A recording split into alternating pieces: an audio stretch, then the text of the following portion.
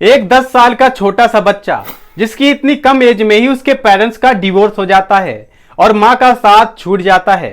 पिता के साथ रहने के बावजूद भी उसके पिता के साथ रिलेशन अच्छे नहीं रहते। कुल मिलाकर वो बच्चा पूरी तरह से अकेला पड़ जाता है और पूरी तरह से टूट जाता है। इतना सब कुछ होने के बावजूद भी वो बच्चा हार नहीं मानता और मात्र 12 साल की एज में ही किताबों की मदद से बना डालता है ब्लास्टर नाम का एक कंप्यूटर गेम। और इस गेम को $500 में एक कंपनी को बेचने के बाद वो अपनी लाइफ की पहली कमाई करता है। अपने इसी हार्ड वर्किंग और पैशन की वजह से वो आज बन जाता है दुनिया का सबसे अमीर इंसान। अब तक आप समझ ही चुके होंगे कि मैं बात कर रहा हूं इस सदी के सबसे ब्रिलियंट और सबसे क्रांतिकारी इंसान एलोन मस्क की, जो एक इन्वेंटर, इन्वेस्टर और बिजनेसमैन है। नमस्कार दोस्तों, स्वागत है आपका हमारे चैनल कड़क एक्सप्लेनर में। यकीन मानिए, इस व्यक्ति की लाइफ स्टोरी सुनने के बाद आप आज से ही अपना डेली रूटीन बदल देंगे और आप सक्सेस, फेल्योर और हार्ड वर्किंग के बीच का अंतर भी समझ जाएंगे। एलोन मस्क का जन्म 28 जून को 1971 में साउथ अफ्रीका के प्रिक्टोरिया में हुआ था। एलोन को बचपन से ही किताबें पढ़ने का बहुत शौक था। उन्होंने 10 साल की उम्र में ही इतनी किताबें पढ़ ली थी जितनी कि एक ग्रेजुएट व्यक्ति भी नहीं पढ़ पाता। एलोन को बचपन से ही कंप्यूटर में बहुत इंटरेस्ट था और यही रीजन था कि मात्र 10 साल की एज में ही उन्होंने खुद से ही कंप्यूटर प्रोग्रामिंग सीख ली और 12 साल की एज में ब्लास्टर नाम का एक कंप्यूटर गेम तक बना डाला। एलोन मस्क ने अपनी हाई स्कूल की पढ़ाई साउथ अफ्रीका से ही की। एलोन बताते हैं कि साउथ अफ्रीका में उनके स्कूल का एक्सपीरियंस अच्छा नहीं था क्योंकि बदमाश बच्चे उन्हें बहुत परेशान करते थे और मारते पीटते थे। एक बार तो एलोन मस्क को उन बदमाश बच्चों ने स्कूल की सीढ़ियों से नीचे धकेल दिया, जिसकी वजह से एलोन को कई सारी गहरी चोटें आ गईं और उन्हें कई दिनों तक हॉस्पिटल में ही एडमिट रहना पड़ा। बचपन के इस इंसिडेंट्स की वजह से इन्हें आज भी सांस लेने में थोड़ी प्रॉब्लम होती है। खैर, जैसे तैसे एलोन ने उस स्कूल से अपनी हाई स्कूल की पढ़ाई कंप्लीट की और आगे की पढ़ाई के लिए वो मात्र 17 ईयर्स की एज में कनाडा चले गए, जहां पर रहने के कुछ दिनों बाद वो यूएस शिफ्ट हो गए और वहीं से उन्होंने अपनी ग्रेजुएशन कंप्लीट की। अब उन्हें पीएचडी की पढ़ाई करनी थी और इसके लिए उन्होंने स्टैंडर्ड यूनिवर्सिटी इन कैलिफोर्निया में अपना एडमिशन लिया।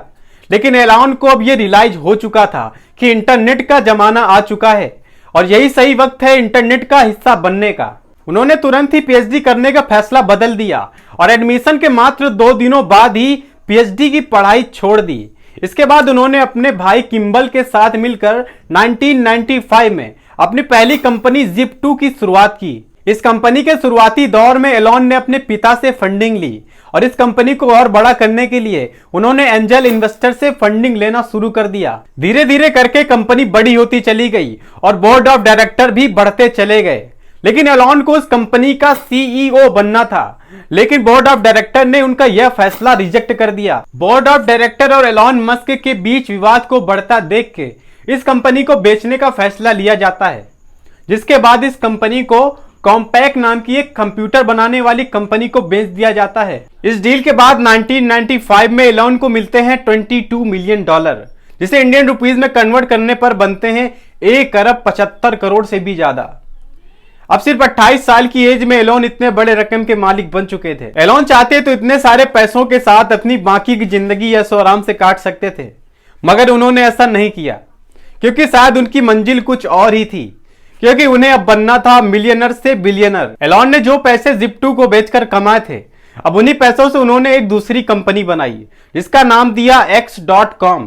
इसका नाम बदलकर बाद में पेपल कर दिया गया। ये वही पेपल है जो आज दुनिया की सबसे बड़ी ऑनलाइन फाइनेंशियल सर्विसेज कंपनी है, जिसका यूज हम ऑनलाइन पैसे लेने और ट्रांसफर करने में करते हैं। 2002 में पेपल कंपनी को ईबे के द्वारा एक्वायर्ड कर लिया गया, जो एक बहुत बड़ी ई कॉमर्स कंपनी है। पेपल के बिक जाने के बाद एलोन मस्क को $165 मिलियन मिलते हैं, जो कि एलोन मस्क की अब तक की सबसे बड़ी डील थी। अब आप सोच रहे होंगे कि इतनी ज्यादा पैसे मिलने के बाद एलोन ने उन पैसों को बैंक में कहीं फिक्स डिपॉजिट कर दिया होगा या किसी कंपनी में इन्वेस्ट कर दिया होगा, जो शायद कोई और व्यक्ति होता तो ऐसा ही करता। लेकिन एलोन उन लोगों में से नहीं थे, उनका विजन कुछ और ही था।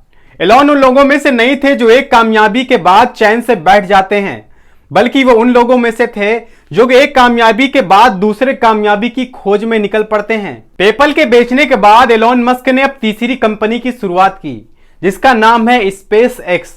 मुझे पता है आप लोगों को इसके बारे में ज्यादा बताने की जरूरत नहीं है, क्योंकि आप इस नाम से पहले से ही बखूबी वाकिफ हैं। कहते हैं जिनकी सोच ऊंची होती है वो काम भी बड़े ही करते हैं। कुछ ऐसा ही था एलॉन मस्क के साथ भी। एलॉन मस्क सोचते थे कि मंगल पर भी इंसानों को भेजा जाना चाहिए, वहां भी खेती हो सकती है, वहां भी पेड़ पौधे उगाए जा सकते हैं। लेकिन इस काम के लिए उन्हें चाहिए थी एक रॉकेट, और अब वो रॉकेट खरीदने के सिलसिले से जा पहुंचे रसिया। वहां जाकर उन्होंने रॉकेट खरीदने की बात रखी। रॉकेट की कीमत बताई गई $8 मिलियन, जो कि काफी महंगा था। रॉकेट महंगा होने की वजह से ये डील नहीं हो पाई और एलॉन मस्क वापस अमेरिका चले आए और खुद से ही रॉकेट बनाने का डिसीजन लेते हैं। एक ऐसा डिसीजन या तो कोई पागल ही ले सकता है या फिर कोई एक्स्ट्रा ऑर्डिनरी इंसान, क्योंकि एलॉन ने रॉकेट बनाने के लिए कोई फॉर्मल पढ़ाई नहीं की थी। रॉकेट बनाने के लिए उन्होंने फिर से एक बार किताबों का सहारा लिया और रॉकेट बनाने वाली किताबें पढ़ने लगे। 2002 में स्पेसएक्स की स्थापना के बाद उन्होंने रॉकेट बनाना शुरू किया और पहली रॉकेट लॉन्च करते ही उसमें आग लग गई। उन्होंने हार नहीं मानी और दोबारा फिर से कोशिश किया। इस बार भी दोबारा रॉकेट स्पेस में तो गई, लेकिन ऑर्बिट में लैंड करने में फेल हो गई। एलॉन के पैसे खत्म होते जा रहे थे और 2 बार वो पहले भी फेल हो चुके थे, लेकिन वो फिर भी कहते कि मैं फिर से कोशिश करूंगा। और तीसरी बार फिर से रॉकेट को लॉन्च किया जाता है, लेकिन रॉकेट तीसरी बार फिर से फेल हो जाती है। उन्होंने चौथी बार फिर से रॉकेट को ऑर्बिट में भेजा और इस बार रॉकेट ऑर्बिट में लैंड करने में सफल हो जाती है। एलॉन ने अपनी लाइफ में एक के बाद एक सफलता हासिल की।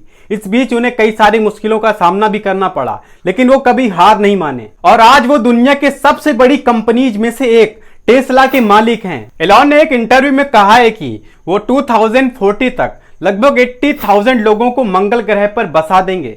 उनका यही एटीट्यूड बाकी लोगों से अलग करता है और बताता है कि वो इस सदी के कितने बड़े क्रांतिकारी इंसान हैं। दोस्तों, ऐसी नॉलेजेबल वीडियो देखने के लिए हमारा चैनल अभी सब्सक्राइब करें, वीडियो को लाइक करें और अपने दोस्तों तक जरूर भेजें।